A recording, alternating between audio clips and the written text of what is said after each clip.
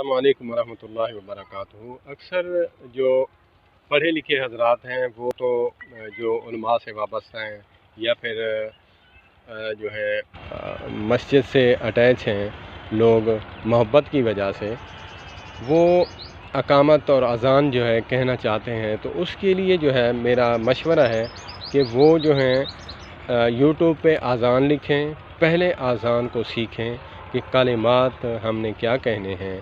कि जब हम कहते हैं अल्लाहु अकबर, जब हम इसको मिलाएंगे तो अल्लाहु अकबर कहेंगे, और जब हम रुकेंगे अल्लाहु अकबर अल्लाहु अकबर अल्लाहु अकबर अल्लाहु अकबर।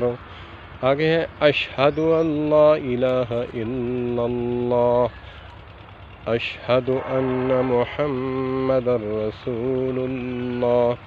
अक्सर पढ़ते हैं अशहदु अन्ना मुहम्मदुर रसूलुल्लाह, ये गलत है।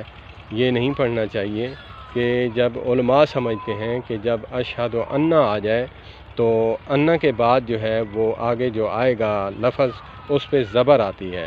अशहदु अन्ना मुहम्मदर रसूलुल्लाह, जैसे मोहम्मद की दाल है, आखिर का लफ्ज़ जो है उस पे ज़बर आएगी।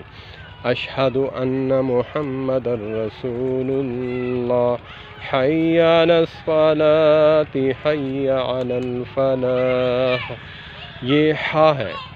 और ये जो हय्या अलस सलाह है, इसको हल्का हा निकालना है, और ये जो हय्या अलल फलाह है उसका जो है वो है हा, मखरज हा, ये हलक से निकलेगा।